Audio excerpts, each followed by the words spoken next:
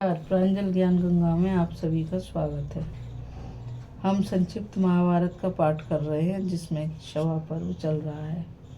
कल हमने शिशुपाल का वध और उसके जन्म की कथा को पढ़ा था। आज हम राजसूय यज्ञ की समाप्ति की कथा को पढ़ेंगे। तो चलिए, राजसूय यज्ञ किस तरीके से समाप्त हुआ उस कथा को आप और हम पढ़ते हैं।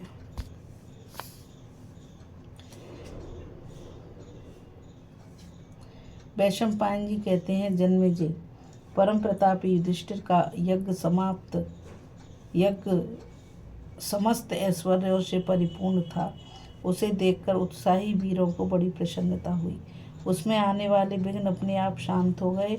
सारे कर्म सुखपूर्वक हुए। धन संपत्ति आवश्यकता से अधिक आई। असंख्य मनुष्य और प्राणियों के खाते पीते रहने पर भी अन्न के गोदाम भरे रहे।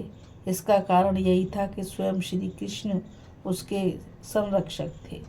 धर्मराज युधिष्ठिर ने बड़ी प्रसन्नता से यह यज्ञ पूर्ण किया।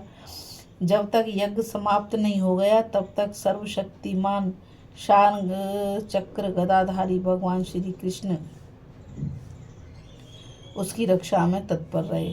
जब धर्मराज युधिष्ठिर यज्ञांत में अवभृत स्नान कर चुके तब सभी राजाओं ने उनके पास आकर कहा, धर्मज्ञ सम्राट, यह बड़े सौभाग्य की बात है कि आपका यज्ञ निर्विघ्न समाप्त हो गया। आपने सम्राट पद प्राप्त करके अजमीर वंशी राजाओं का यश उज्ज्वल किया है। राजेंद्र, इस यज्ञ के द्वारा महान धर्मानुष्ठान संपन्न हुआ है। इस यज्ञ में हम लोगों का भी सब प्रकार से आतिथ्य सत्कार हुआ है। किसी प्रकार की त्रुटि नहीं हुई है। आज्ञा दीजिए, अब हम लोग अपनी अपनी राजधानी में जाएं। धर्मराज ने उनकी प्रार्थना स्वीकार करके उन्हें सीमा तक पहुंचा आने के लिए भाइयों को नियुक्त किया और कहा, अच्छा पधारिए, आप लोगों का मंगल हो। भीमसेन, अर्जुन आदि ने बड़े भाई की आज्ञा से प्रत्येक राजा को सत्कार पूर्वक विदा किया। जब सब राजा और ब्राह्मण वहां से पधार गए तब भगवान श्री कृष्ण ने धर्मराज युधिष्ठिर से कहा, राजेंद्र, बड़े सौभाग्य की बात है कि आपका राजसूय महायज्ञ सकुशल समाप्त हुआ। अब मैं द्वारका जाने के लिए आपकी आज्ञा चाहता हूँ। धर्मराज ने कहा, आनंद कंद गोविंद, यह यज्ञ तो केवल आपके अनुग्रह से ही पूरा हुआ है। यह आपकी कृपा का ही प्रत्यक्ष फल है कि सब राजाओं ने मेरी अधीनता स्वीकार करके कर दिया और स्वयं इस यज्ञ में उपस्थित हुए। सच्चिदानंद स्वरूप श्री कृष्ण, मेरी वाणी आपको जाने के लिए कैसे कहे। आपके बिना मुझे एक क्षण के लिए भी कहीं आनंद नहीं मिलता, परंतु क्या करूं, लाचारी है। आपको द्वारका भी तो जाना ही पड़ेगा। तदंतर श्री कृष्ण धर्मराज को साथ लेकर अपनी बुआ कुंती के पास गए और बड़ी प्रसन्नता से बोले, बुआ जी, आपके पुत्रों ने सम्राट का पद प्राप्त कर लिया। इनका मनोरथ पूरा हो गया। धन संपत्ति भी बहुत अधिक मिल गई। अब आप प्रसन्नता से रहिए। मैं आपकी आज्ञा लेकर द्वारका जाना चाहता हूँ।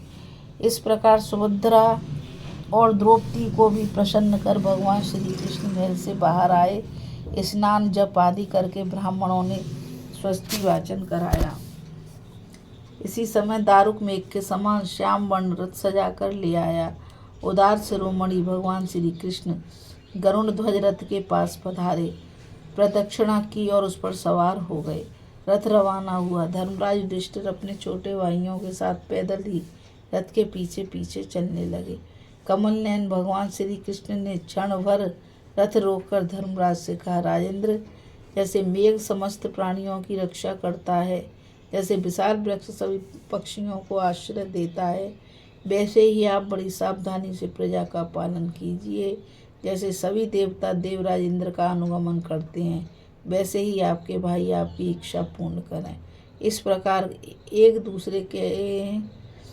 दूसरे से कह सुन और मिल भेंट कर श्री कृष्ण और पांडव अपने अपने स्थान पर चले गए। अभी हम राजसूय यज्ञ की समाप्ति की कथा को पढ़ रहे थे। अब आगे हम दुर्योधन की जलन, शकुनी की सलाह की कथा को पढ़ेंगे।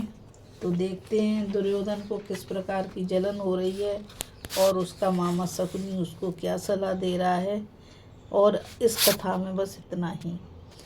मैं आप लोगों से यही कहना चाहूँगी कि इस चैनल को ज़्यादा से ज़्यादा लाइक, शेयर और सब्सक्राइब कीजिए ताकि ये महान ज्ञान अधिक से अधिक लोगों तक पहुँच सके।